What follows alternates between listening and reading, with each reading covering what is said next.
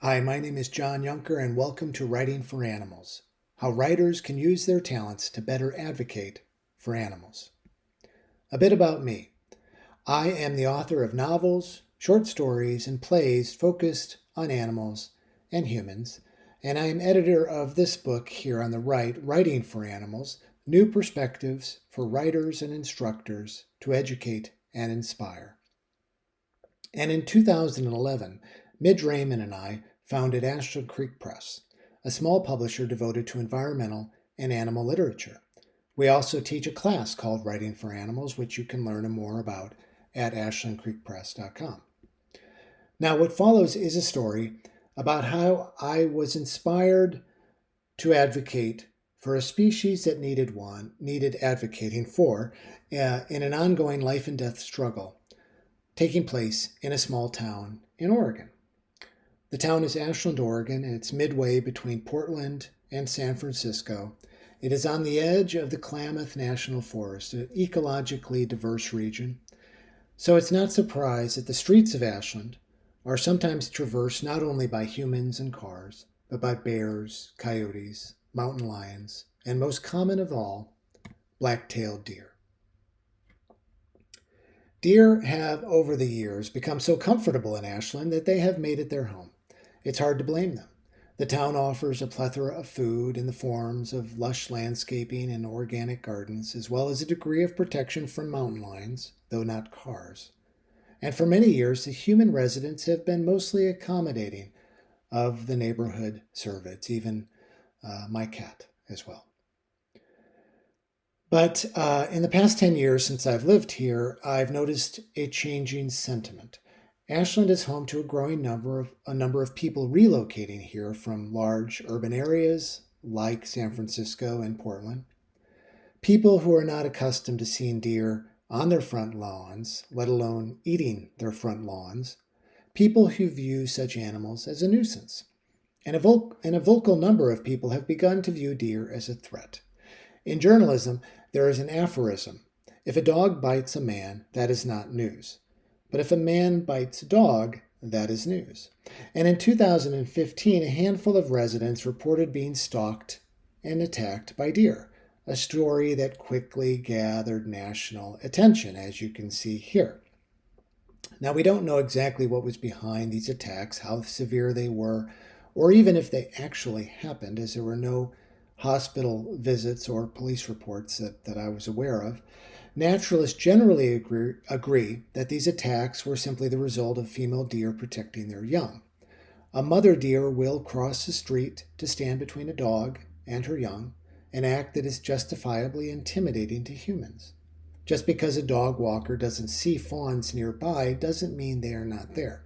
I, too, once encountered a mother deer who put herself between me and her fawns, approaching rather than walking away. In that case, I stopped and turned around. But sometimes people don't see the deer coming in time to react. In the media, a chorus of voices began calling for a culling of the deer. I felt that something needed to be done in defense of these creatures that I love sharing our town with.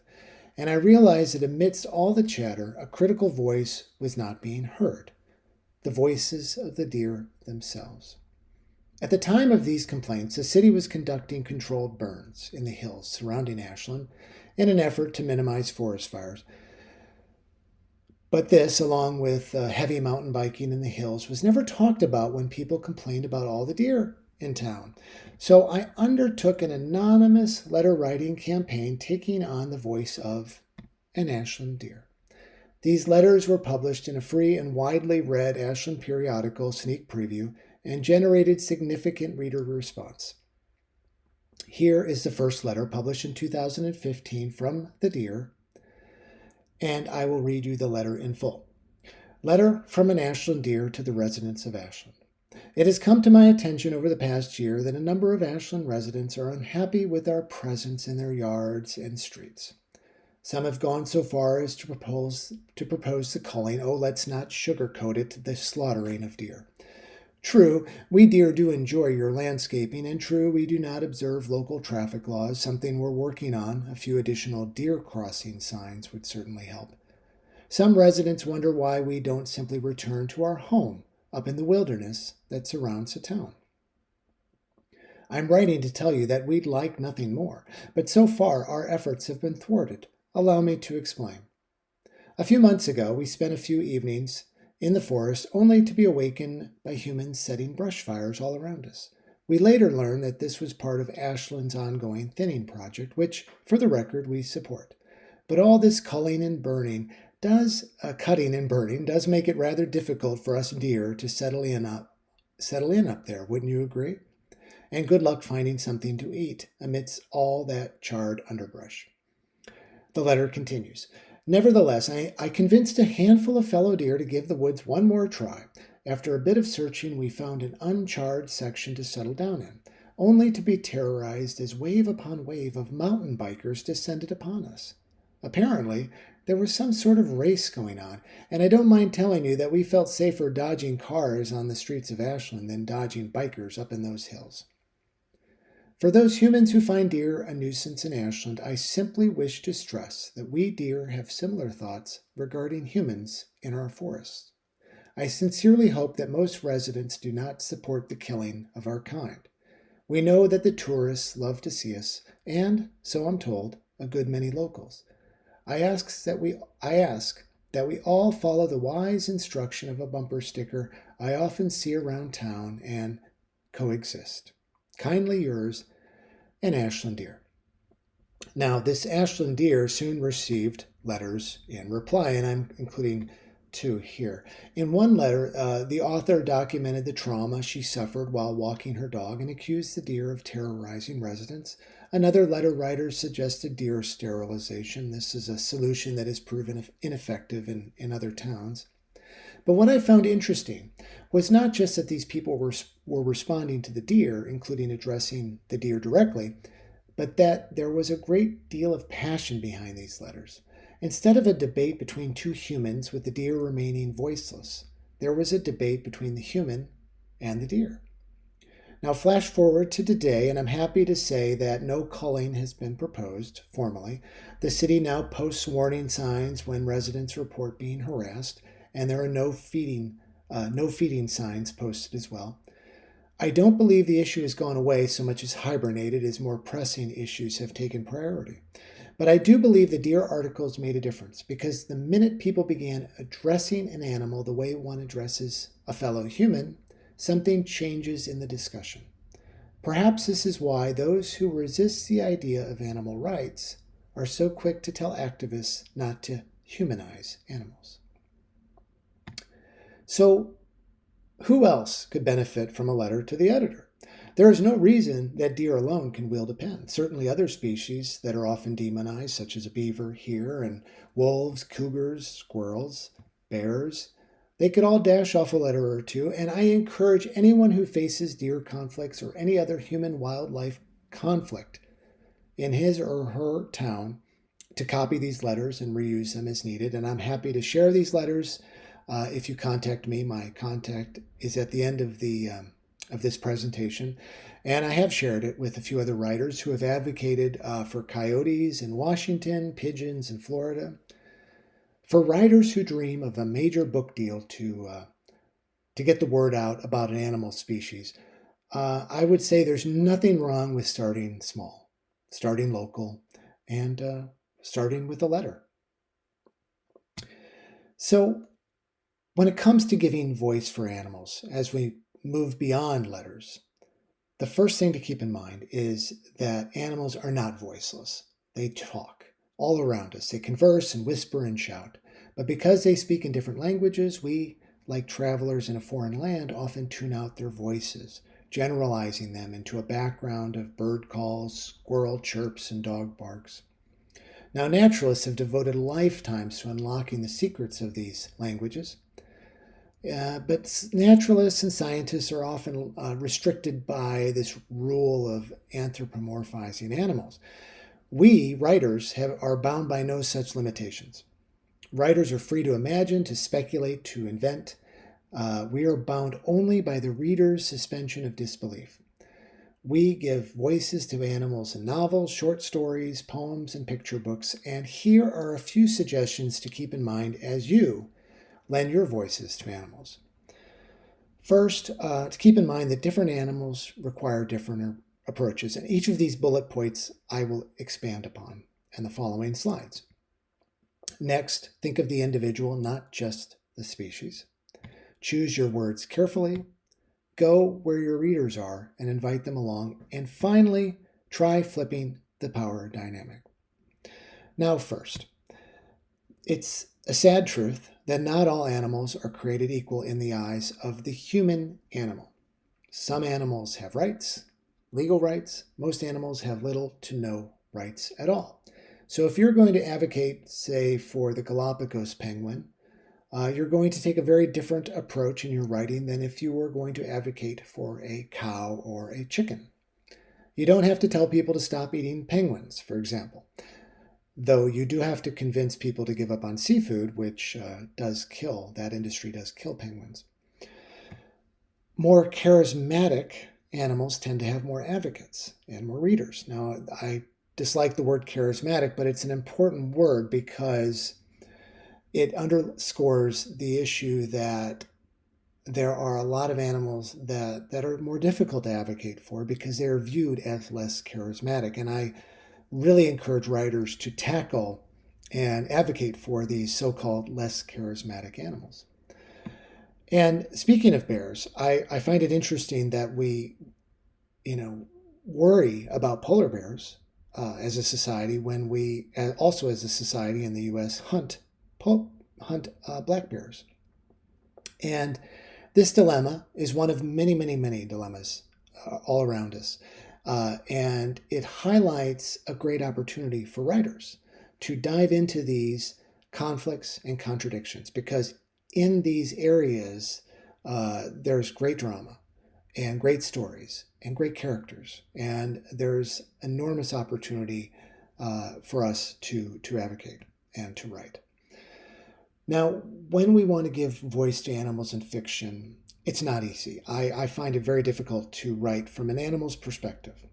And I tend to view this point, compare this point of view to using salt on food, that it's better to err on the side of using less than more when possible. And this excerpt is from the novel The Crossing by Cormac McCarthy, and we have this excerpt. She carried a scabbed-over wound on her hip where her mate had bitten her 2 weeks before, somewhere in the mountains of Sonora. He'd bitten her because she would not leave him, standing with one forefoot in the jaws of the steel trap and snarling at her to drive her off where she lay just beyond the reach of the chain. She'd flattened her ears, and she would not leave. This is a challenging excerpt. It is, it's clearly it's an animal. It's an animal, but he writes about animals with the same voice, the same emphasis on character as he does a human animal. And what's interesting in this novel is this is a full-length novel, and only 2 to 3 pages were devoted to the perspective of this wolf, from that wolf's perspective. So very few words were required, and yet these few words were all that was required to pull you into this wolf's world. So less tends to be more. I'm not saying you can't write a full-length work, but sometimes just a few pages may be all you need to pull your reader in.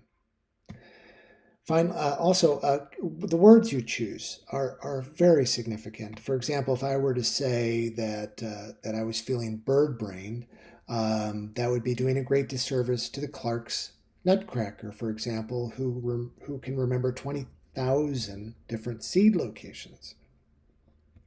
Ugly duckling, pigsty, killing 2 birds with 1 stone, don't be chicken. As we write and rewrite, we need to be very sensitive to the words and phrases we use and the implicit and cumulative effects they have on our collective views of animals. We have great power as writers. Next, go to your readers and invite them along.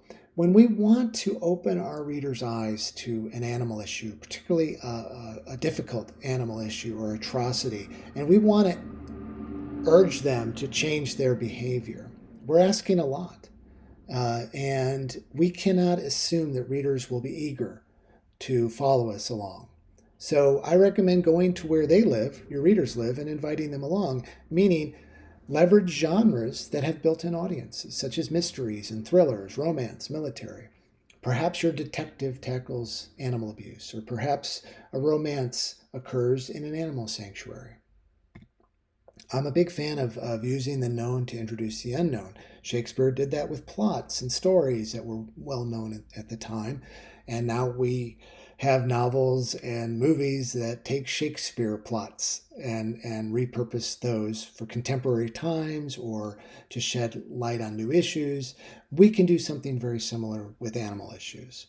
And it can allow you to open doors that are more challenging to open on your own. If you're going to deal with a very difficult animal issue that you know the readers might recoil from, don't lead with it necessarily. Now, I'm not saying I haven't done that. I did, in fact, lead with that in my second novel, but I knew that I risked losing readers, and I'm sure I did. Uh, Instead, perhaps you ease your reader into it. First, get your reader in love with your characters or gripped by a story or a mystery before you start to dive into that issue. And if your readers love a good conspiracy theory, and people do love conspiracy theories, give them one. And I would suggest that these documentaries, Cowspiracy and Seaspiracy, the very titles are one reason why they have great viewership. In addition, of course, they're important stories, but that is playing to our inherent love of a good conspiracy. And in terms of flipping the power dynamic, I've highlighted two novels and a nonfiction work here. In Planet of the Apes, we should all know, but Tender is the Flesh is a contemporary novel set in the future in which humans have become the main source of meat, which is a very powerful concept. And the tiger is based on a true story of a tiger that hunted down his human predator. And perhaps the most popular example of a novel inspired by a true story that flipped the power dynamic is Moby Dick, which was based on a true story of a sperm whale that sank a ship. And these stories are powerful because by flipping the power dynamic, you disarm your reader. You place them in a foreign world to some degree. You have the opportunity to open minds and hearts where you might not have had that opportunity if otherwise. So if you have an opportunity to explore this dynamic, I encourage you to. And finally, I often say that the issue that living with wildlife is less about wildlife, less about animals, and more about humans, the human animals. There's a recent article here in the New York Times about a Middle Eastern town that has been supposedly overrun with wild boars. And I love this quote. Essentially, the conflict is between those who oppose having wild boars in the city and those who don't, Professor Malkinson said. It's not an ecological problem, he added, it's a social problem. And that goes to the heart of a lot of what we as writers do when we advocate for animals. We are dealing with the human animals as much as we are dealing with the non-human animals. So as you go forth, I encourage you to keep in touch, and I hope this presentation was useful. Thank you for joining me. Please visit Ashland Creek Press. You can join our mailing list. You can download samples of all of our books as PDFs, and please check out the book Writing for Animals. And there's a number of great essays in there about anthropomorphism, fiction, nonfiction, the naming of animals. And finally, I want to mention the book review site, Ecolit Books. You'll find not only hundreds of book reviews from all publishers, but you will find a growing list of environmental literary outlets for writers, which I hope you will use. So thank you for joining me, and please stay in touch and keep on writing.